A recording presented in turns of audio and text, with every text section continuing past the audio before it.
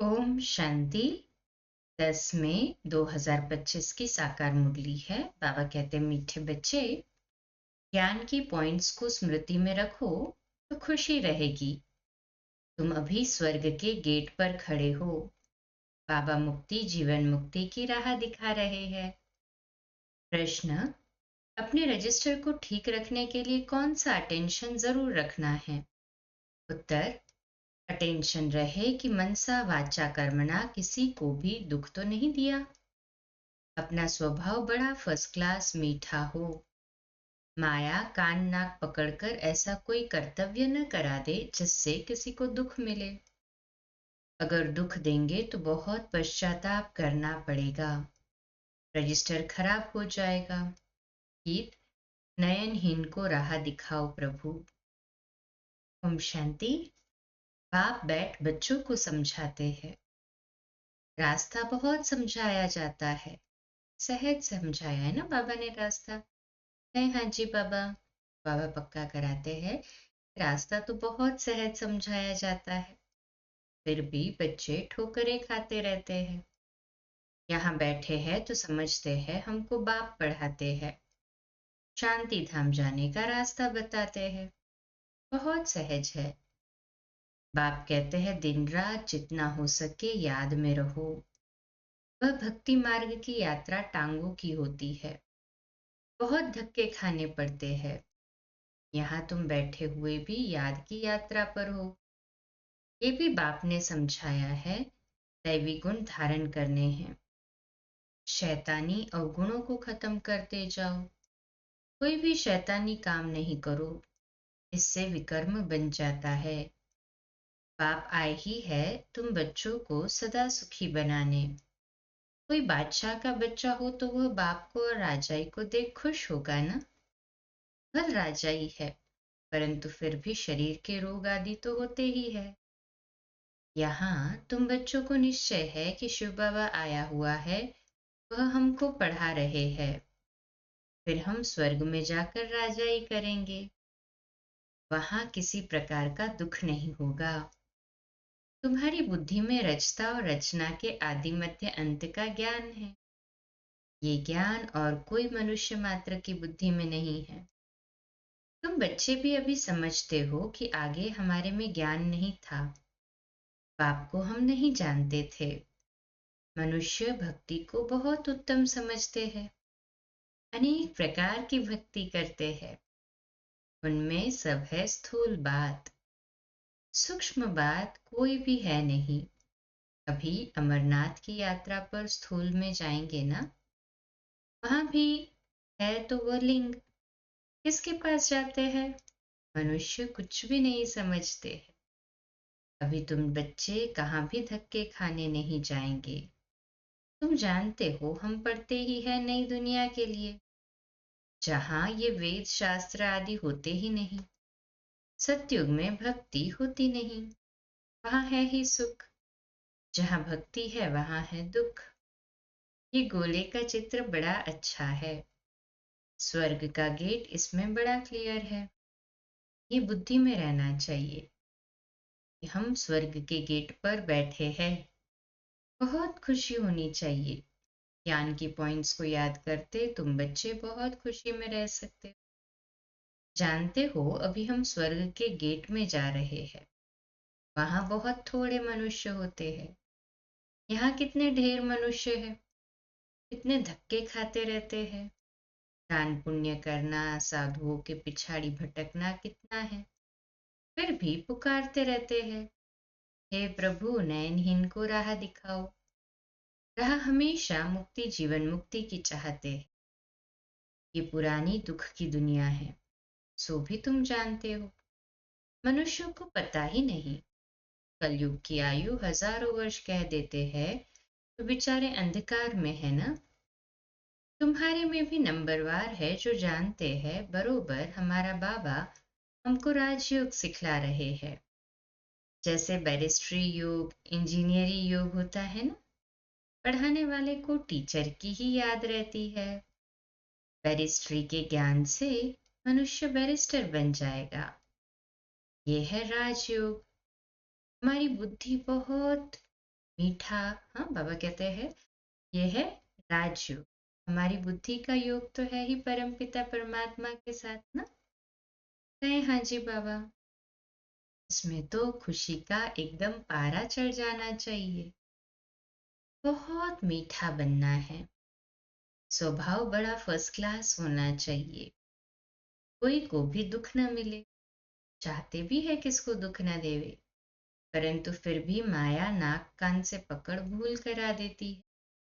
फिर अंदर पछताते हैं हमने नाहिक उनको दुख दिया, परंतु रजिस्टर में तो खराबी आ गई ना। ऐसी कोशिश करनी चाहिए किसको भी मनसा वाचा कर्मणा दुख न देवे। पाप आते ही है हमको ऐसा देवता बनाने। ये कभी किसको दुख देते हैं क्या? लौकिक टीचर पढ़ाते हैं, दुख तो नहीं देते हैं ना। हाँ, बच्चे नहीं पढ़ते हैं तो कोई सजा आदि देते हैं। आजकल मारने का भी कायदा निकाल दिया है। तुम रूहानी टीचर हो, तुम्हारा काम है पढ़ाना और साथ साथ मैनर्स सिखलाना। फिर पढ़ेंगे लिखेंगे तो ऊंच पद पाएंगे, नहीं पढ़ेंगे तो फेल खुद होंगे। ये बाप भी रोज आकर पढ़ाते हैं, मैनर्स सिखलाते हैं। सिखलाने के लिए प्रदर्शनी आदि का प्रबंध रचते हैं। सब प्रदर्शनी और प्रोजेक्टर मांगते हैं। प्रोजेक्टर्स भी हजारों लेंगे। हर एक बात बाप बहुत ही सहज कर बतलाते हैं। अमरनाथ की सर्विस सहज है। चित्रों पर तुम समझा सकते हो ना ज्ञान और भक्ति क्या है। समझा सकते हैं ना ज्ञान और भक्ति में क्या अंतर है। कहे हाँ जी बाबा। ज्ञान इस तरफ, भक्ति उस तरफ। उनसे स्वर्ग उनसे नरक, बिल्कुल क्लियर है। तुम बच्चे अभी जो पढ़ते हो ये बहुत सहज है। अच्छा पढ़ा भी लेते हो, परंतु याद की यात्रा कहाँ। ये है सारी बुद्धि की बात। हमको बाप को याद करना है। इसमें ही माया फतकाती है, एकदम योग तोड़ देती है। बाप कहते हैं तुम सब योग में बहुत कमजोर हो। अच्छे अच्छे महारथी भी बहुत कमजोर है। समझते हैं इनमें ये ज्ञान बड़ा अच्छा है, इसलिए महारथी है। बाबा कहते हैं घोड़ेसवार प्यादे है, महारथी वह जो याद में रहते हैं। उठते बैठते याद में रहे तो विकर्म विनाश होंगे, पावन होंगे। नहीं तो सजा भी खानी पड़ेगी और पद भी भ्रष्ट हो जाएगा। इसलिए अपना चार्ट रखो तो तुमको मालूम पड़ेगा। बाबा खुद बतलाते हैं मैं भी पुरुषार्थ करता हूँ। घड़ी घड़ी बुद्धि और तरफ चली जाती है। बाबा के ऊपर तो बहुत फिक्रात रहती है ना। तुम तीखे जा सकते हो, फिर साथ में अपनी चलन भी सुधारनी है। पवित्र बनकर और फिर विकार में गिरा तो की कमाई चट हो जाएगी। कोई पर क्रोध किया, लून पानी हुआ तो गोया असुर बन जाते हैं ना। अनेक प्रकार की माया आती है, संपूर्ण तो कोई बना नहीं है। बाबा पुरुषार्थ कराते रहते हैं। कुमारियों के लिए तो बहुत सहज है। इसमें अपनी मजबूती चाहिए, अंदर की सच्चाई चाहिए। अगर अंदर कोई के साथ दिल लगी हुई होगी तो फिर चल ना सके। कुमारियों माताओं को तो भारत को स्वर्ग बनाने की सर्विस में लग जाना चाहिए। इसमें है मेहनत। मेहनत बिगर कुछ भी मिलता नहीं। तुमको 21 जन्म के लिए राजाई मिलती तो कितनी मेहनत करनी चाहिए। वो पढ़ाई भी बाबा इसलिए पढ़ने देते हैं, कहते हैं जब तक इसमें पक्के हो जाए। ऐसा न हो फिर दोनों जहान से चला जाए। कोई के नाम रूप में लटक मरते तो खत्म हो जाते हैं। तकदीरवान बच्चे ही शरीर का भान भूल अपने को अशरीरी समझ बाप को याद करने का पुरुषार्थ कर सकते हैं। बाप रोज रोज समझाते हैं बच्चे तुम शरीर का भान छोड़ दो। हम अशरीरी आत्मा अब घर जाते हैं। ये शरीर यहाँ छोड़ देना है। वो तब छोड़ेंगे जब निरंतर बाप की याद में रह कर्मातीत हो जाए। इसमें बुद्धि की बात है, परंतु किसकी तकदीर में नहीं है तो तदबीर क्या करे। बुद्धि में ये रहना चाहिए कि हम अशरीरी आए थे, फिर सुख के कर्म संबंध में बंधे, फिर रावण राज्य में विकारी बंधन में फंसे। अब फिर बाप कहते हैं अशरीरी होकर जाना है। अपने को आत्मा समझ मुझे याद करो। आत्मा ही पतित बनी है। आत्मा कहती है हे पतित पावन आओ। अभी तुमको पतित से पावन होने की युक्ति भी बतलाते रहते हैं। आत्मा है ही अविनाशी। तुम आत्मा यहाँ शरीर में आई हो पाठ बजाने। ये भी अब बाप ने समझाया है। जिनको कल पहले समझाया है वही आते रहेंगे। अब बाप कहते हैं कलयुगी संबंध भूल जाओ। अब तो वापस जाना है। ये दुनिया ही खत्म होनी। इनमें कोई सार नहीं है। तब तो धक्के खाते रहते हैं। करते हैं भगवान से मिलने। समझते हैं भक्ति बड़ी अच्छी है। बहुत भक्ति करेंगे तो भगवान मिलेगा और सदगति में ले जाएंगे। अभी तुम्हारी भक्ति पूरी होती है। तुम्हारे मुख से हे राम हे भगवान ये भक्ति के अक्षर भी ना निकले। ये बंद हो जाना चाहिए। बाप सिर्फ कहते हैं मुझे याद करो। ये दुनिया ही तमो प्रधान है। सतो प्रधान सतयुग में रहते हैं। सतयुग है चढ़ती कला, फिर उतरती कला होती। त्रेता को भी वास्तव में स्वर्ग नहीं कहा जाता। स्वर्ग सिर्फ सतयुग को ही कहा जाता है। तुम बच्चों की बुद्धि में आदि मध्य अंत का ज्ञान है। आदि अर्थात शुरू, मध्य हाफ, फिर अंत। मध्य में रावण राज्य शुरू होता है। पाप भारत में ही आते हैं। भारत ही पतित और पावन बनता है। 84 जन्म भी भारतवासी ले। बाकी तो नंबरवार धर्म वाले आते हैं। झाड़ वृद्धि को पाता है फिर उस समय ही आएंगे। ये बातें और किसकी बुद्धि में नहीं होगी। तुम्हारे में भी सब धारण नहीं कर सकते हैं। ये 84 का चक्र बुद्धि में रहे तो खुशी में रहे।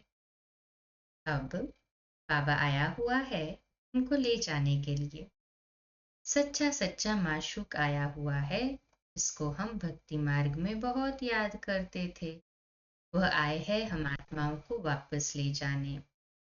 मनुष्य मात्र ये नहीं जानते कि शांति भी किसको कहा जाता है। आत्मा तो है ही शांत स्वरूप। ये ऑर्गन्स मिलते हैं तब कर्म करना पड़ता है। बाप जो शांति का सागर है वह सबको ले जाते हैं। तब सबको शांति मिलेगी। सतयुग में तुमको शांति भी है तो सुख भी है। बाकी सब आत्माएं चली जाएंगी शांति धाम। बाप को ही शांति का सागर कहा जाता है। ये भी बहुत बच्चे भूल जाते हैं क्योंकि देह अभिमान में रहते हैं। देही अभिमानी होते नहीं। बाप शांति तो सबको देते हैं ना। चित्र में संगम पर जाकर दिखाओ। इस समय सब अशांत है। सतयुग में तो इतने धर्म होंगे ही नहीं ना। सब शांति में चले जाएंगे।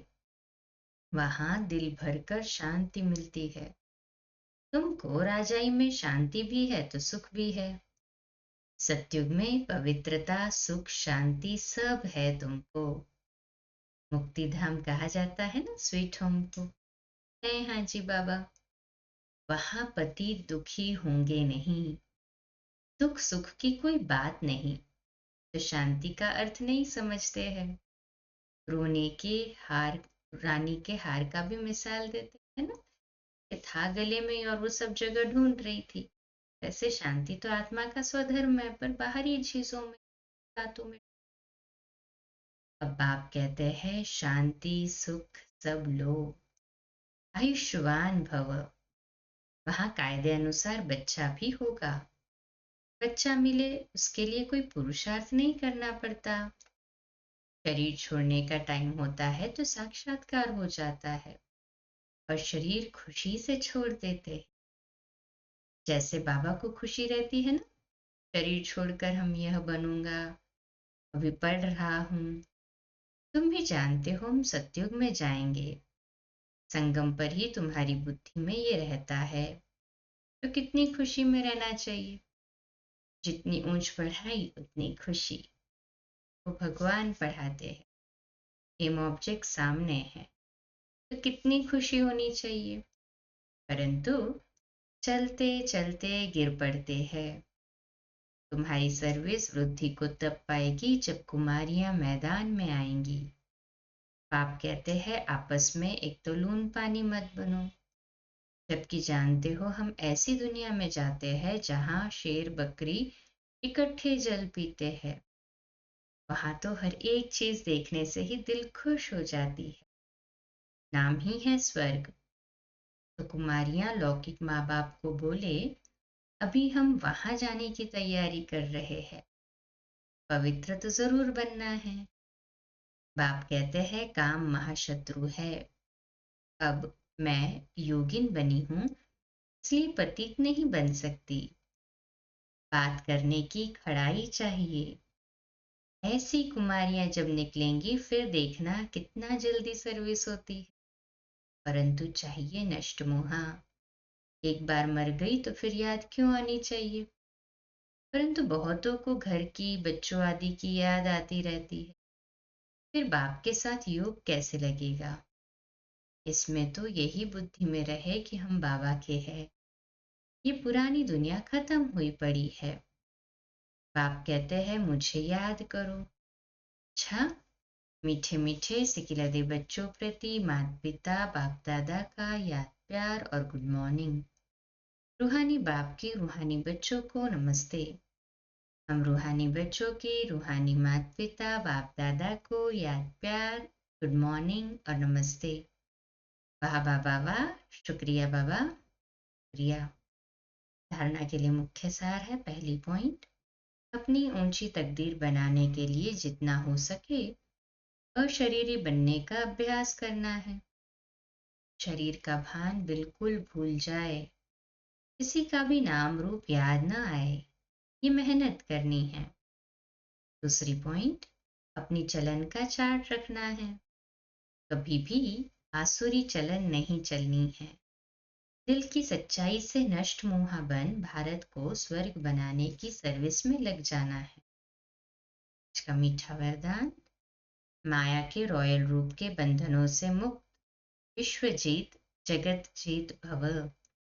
आज का सुमन, मैं जगत जीत आत्मा हूँ। विश्लेषण, मेरा पुरुषार्थ, मेरी इन्वेंशन, मेरी सर्विस, मेरी टचिंग, मेरे गुण अच्छे हैं, मेरी निर्णय शक्ति बहुत अच्छी है। ये मेरापन ही रॉयल माया का रूप है। माया ऐसा जादू मंत्र कर देती है जो तेरे को भी मेरा बना देती है। इसलिए अब ऐसे अनेक बंधनों से मुक्त बन एक बाप के संबंध में आ जाओ तो माया जीत बन जाएंगे। माया जीत ही प्रकृति जीत है। विश्व जीत व जगत जीत बनते हैं। वही एक सेकंड के अशरीरी भाव के डायरेक्शन को सहज और स्वतः कार्य में लगा सकते। स्लोगन, विश्व परिवर्तक वही है जो किसी के नेगेटिव को पॉजिटिव में बदल दे। अव्यक्त इशारा, रूहानी रॉयल्टी और प्योरिटी की पर्सनालिटी को धारण करने का। आपका स्वपुरुषार्थ, आपका स्वस्वरूप पवित्र है। स्वधर्म अर्थात आत्मा की पहली धारणा पवित्रता है। स्वदेश पवित्र देश है। स्वराज्य पवित्र राज्य है। स्व का यादगार परम पवित्र पूज्य है। कर्मेंद्रियों का अनादि स्वभाव सुकर्म है। बस यही सदा स्मृति में रखो तो मेहनत और हट से छूट जाएंगे। पवित्रता वरदान रूप में धारण कर लेंगे। अच्छा, कम बोलो, धीरे बोलो, मीठा बोलो, सत्य बोलो, सोच समझकर बोलो। निमित्त भाव, निर्माण भाव, निर्मल वाणी। आज का नया दिन आप सभी को मुबारक हो, मुबारक हो, मुबारक हो। शुभ दिवस। ओम शांति।